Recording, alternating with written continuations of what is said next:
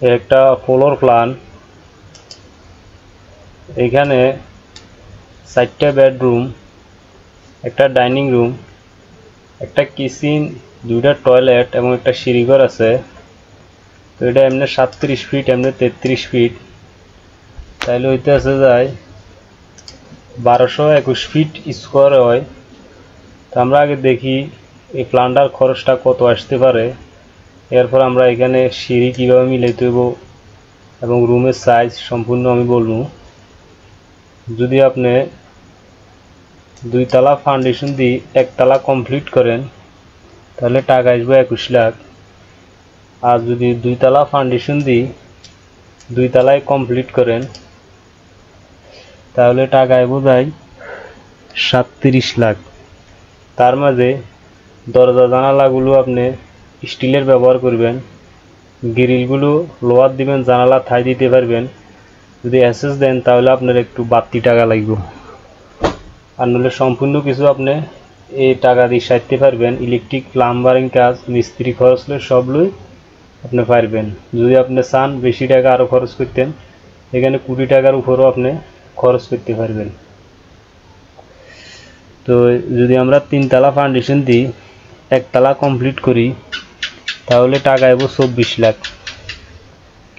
আর যদি 3 তলা ফাউন্ডেশন দিয়ে 2 তলা কমপ্লিট করি তাহলে টাকা আইব 41 লাখ।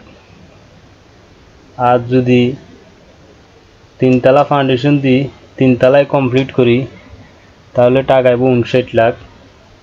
তো আমি 3 তলা পর্যন্ত হিসাব দিলাম।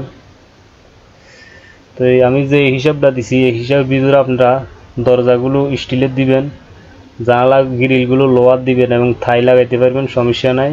প্লাম্বারিং, ইলেকট্রিক কাজ সহ, মিস্ত্রি খরচ সহ। শুধু এখানে কিচেন এবং টয়লেট টাইলস করতে পারবেন, আর বেশি কিছু কাজ করলে আপনি আরও বেশি টাকা খরচ করতে হইব।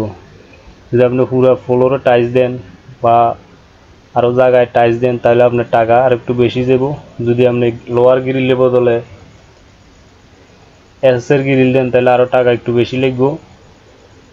যদি আপনি স্টিলের দরজা বদলে সম্পূর্ণ কাঠের দরজা দেন তাহলে আপনার টাকা আরও একটু বেশি লাগবে।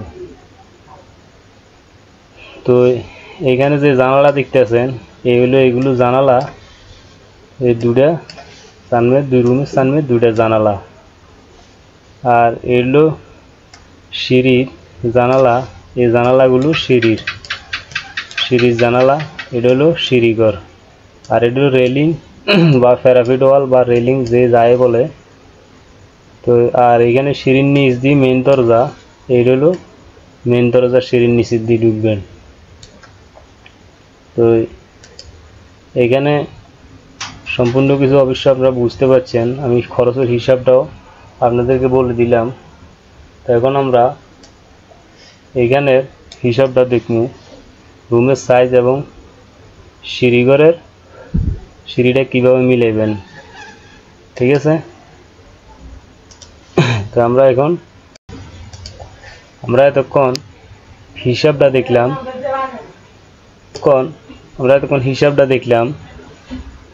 এখন আমরা দেখব 37 ফিট, 33 ফিট, 1221 ফিট স্কোয়ার। এখানে এর বেডরুমটা, এখানে 4টা বেডরুম আছে। এই বেডরুমটা 13 ফিট 6 ইঞ্চি প্লাস 11 ফিট 7 ইঞ্চি। এই বেডরুমটা 13 ফিট 6 ইঞ্চি প্লাস 11 ফিট 7 ইঞ্চি। এই বেডরুমটা আছে 13 ফিট 7 ইঞ্চি প্লাস 14 ফিট 6 ইঞ্চি। এই বেডরুমটা আছে 13 ফিট 7 ইঞ্চি প্লাস 14 ফিট 6 ইঞ্চি। আর এই ডাইনিং রুমটা আছে 12 ফিট প্লাস 11 ফিট। আর এই কিচেনটা আছে 12 ফিট প্লাস 6 ইঞ্চি 6 ফিট, 12 ফিট এভাবে, 6 ফিট এভাবে। আর এই অ্যাটাচ টয়লেটটা আছে 4 ফিট প্লাস 7 ফিট। আর এই ওপেন টয়লেটটা আছে 4 ফিট প্লাস 7 ফিট। আর এই সিঁড়িঘরটা এইভাবে সেন্টার টু সেন্টার আছে ফিলের টেবিলে 14 ফিট, এইভাবে সেন্টার টু সেন্টার আছে 7 ফিট। এখন ভিতরে ক্লিয়ার আছে 6 ফিট 2 ইঞ্চি বা 6 ফিট। প্রতিটা ওয়াইড স্ল্যাব পাবেন 3 ফিট বা 3 ফিট 1 ইঞ্চি ক্লিয়ার। এখান থেকে 12টা ধাপ দিয়ে সিঁড়িটা মিলাবেন ল্যান্ডিং সহ। এই ফিলারটা 6 ফিটের মধ্যে যায় ফিলারটা ল্যান্ডিংটা সিঁড়ির ল্যান্ডিংটা ঢালাই দিবেন। ঢালাই দিবার পরে এই বরাবর গ্রেড বিম 1 ফিট নিচের দিকে ডাউন করে দিবেন, তাহলে গেটটা 7 ফিট হয়ে যাব। 12টা ধাপ দিয়ে মিলাবেন, প্রতিটা ধাপের হাইট 6 ইঞ্চি প্লাস 10 ইঞ্চি।